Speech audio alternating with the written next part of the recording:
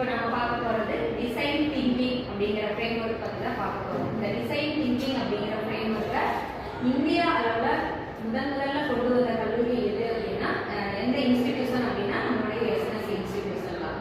அந்த design thinking frame work மூலமாக நம்ம என்ன கற்றுக்கிறோம், அது பேராசிரியர்களுக்கும் மாணவர்களுக்கும் எந்த விதமாக துணை புரிகிறது அப்படின்னு பார்க்க போகிறோம். அதே போல் இந்த டிசைன் திங்கிங் அப்படிங்கிறது 5 பில்லர் அப்படிங்கிறத முதன்மைப்படுத்தி அமைந்ததாக இருக்குது. இந்த 5 பில்லர் ஆக்டிவிட்டி அப்படிங்கிறது என்னன்னு பார்த்தோம்னா சிஎல்டி, சிஎஃப்சி, ஐஐபிசி, எஸ்சிவி, எஸ்ஆர்ஐ அப்படிங்கிற இந்த 5 அதற்குள்ள அடங்கும். இதன் மூலமாக நம்மளுடைய மாணவர்களினுடைய சிந்தனை திறனை எப்படி அது வடிவமைக்கிறது, இந்த சிந்தனை திறனை வடிவமைப்பதோடு அவர்களுடைய அந்த திறன் ஒளிந்திருக்கக்கூடிய அவங்களுக்குள்ள ஒளிந்திருக்கக்கூடிய அந்த திறன்களை எல்லாம் எப்படி வெளிக்கொணர்கிறது அப்படிங்கிறத நம்ம இதன் மூலமா தெரிஞ்சுக்க போறோம்.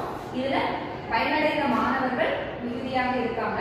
அப்படி உங்களுக்கு என்ன பயன் கிடைக்குது, நீங்க அதன் மூலமா உங்களை நீங்க எப்படி இம்ப்ரூவ் பண்ணிக்கிட்டீங்க அப்படிங்கிறத பத்தி தான் இப்ப நீங்க பேச போறீங்க. பேசலாம். என்ன மாதிரி இம்ப்ரூவ் பண்ணிக்கிட்டீங்க அப்படிங்கிறத நீங்க சொல்லலாம். இண்டஸ்ட்ரியல் இன்ஸ்டிடியூட் பார்ட்னர்ஷிப்ஸ்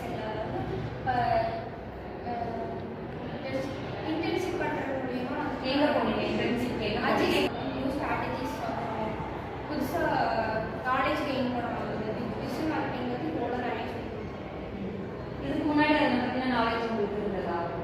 பேசிக்காக இருந்ததுன்னா நாங்கள் போகிறோம்னா நிறைய உங்களை புஷ் பண்ணாங்களா இல்லை நீங்களே கற்றுக்கிட்டு இல்லை எனக்கு இதில் நாங்களே இன்ட்ரெஸ்ட் உங்களுடைய துறைக்கும் இதுக்கும் ஏதாவது பயன்பாடு? நாங்கள் பிகாம் டிஜிட்டல் மார்க்கெட்டிங் பண்ணுறோம். ஸோ இது வந்து எங்களுக்கு ரொம்ப யூஸ்ஃபுல்லாக இருந்துச்சு. இது போல உங்களுக்குள்ள டிசைன் திங்கிங் அப்படிங்கிற ஃப்ரேம் ஒர்க் வந்து ரொம்ப இம்பார்ட்டண்டாக இருக்குது அப்படிங்கிறத முதல்ல மாணவர்கள் உணரணும். அப்படி உணர்ந்து உங்களுக்குள்ள இருக்க அந்த தனித்திறனை நீங்கள் வெளியே கொண்டு வரணும். அதுதான் வந்து ரொம்ப முக்கியம். இதில் ஃபர்ஸ்ட் இருக்கக்கூடிய பிள்ளை என்னன்னு பார்த்தோம்னா CLT, centre for learning and teaching.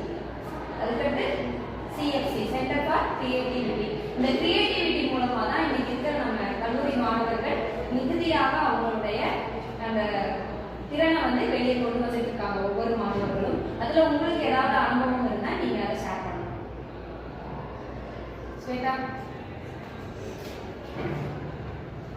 School லெவலில் வந்து ட்ராயிங் கமிஷன் காலேஜ் வந்து சென்டர் ஃபார் கிரியேட்டிவிட்டி வந்து வால் பெயிண்டிங்ஸில் வருவாங்க காலேஜ். உங்களுக்கு அப்படி பெயிண்ட் பண்ணும்போது இப்போ எப்படி ஃபீல் பண்ணுறீங்க, எந்த மாதிரி இருக்குது? அப்படி பெயிண்ட் பண்ணுறீங்க இல்லையா, இது வரைக்கும் நீங்கள் அந்த மாதிரி காம்படிஷன் எதுவும் போனதில்லை, உங்களோட டேலண்ட்டை வெளிக்கொண்டு வந்ததில்லை. அப்போது எஸ்என்எஸ் இன்ஸ்டிடியூஷன் வந்து அது வெளியே கொண்டு வர வச்சுட்டு இதுலேருந்து நீங்கள் எப்படி ஃபீல் பண்ணுறீங்க? இப்படி டிராயிங் வரையும் போது உங்களுக்கு எந்த மாதிரி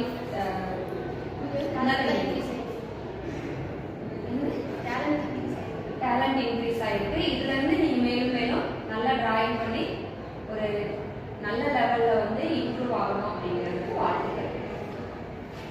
வேற யாராவது?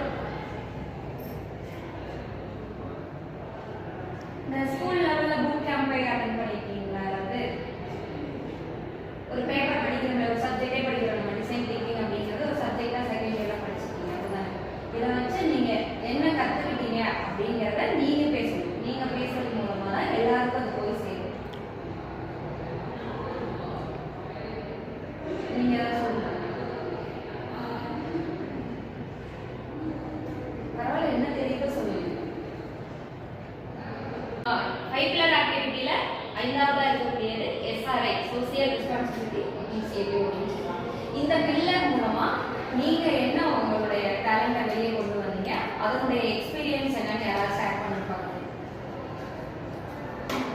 நம்ம இந்த டிசைன் திங்கிங் பற்றி நாங்கள் ஒரு ஸ்கூல் போனோம். எந்த ஸ்கூல் ஸ்கூல் அங்கே போய் டிசைன் திங்கிங் பற்றி அவங்க டீச் பண்ணாங்க. அவங்க வந்து ஒரு காம்படிஷன் போகிறாங்க டிசைன் திங்கிங் மூலமாக.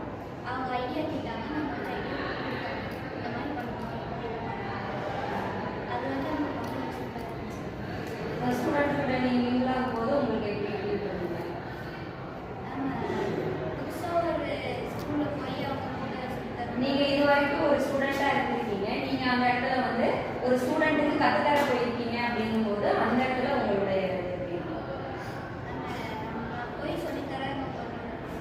ஹாப்பியாக இருந்துருக்கீங்க, ரொம்ப அதுதான் வேணும், அதை தான் கேட்குறேன். உங்களுக்கு ரொம்ப ஹாப்பியாக இருக்குது, அது ரொம்ப சந்தோஷமாக ஃபீல் பண்ணீங்க. இந்த மாதிரி ஒன்றை கற்றுக்கிட்டு இன்னொருத்தருக்கு டெலிவர் பண்ணும்போது அதுலேருந்து கிடைக்கக்கூடிய அந்த ஆத்மார்த்தமான மகிழ்ச்சிங்கிறது வந்து நமக்குரிய ஒன்றாக எப்பயுமே இருக்கணும், எல்லாத்துக்கிட்டையுமே இருக்கக்கூடிய ஒரு செயலாக இருக்கணும் அப்படிங்கிறத இதன் மூலமாக நம்ம தெரிஞ்சுக்கணும். நன்றி.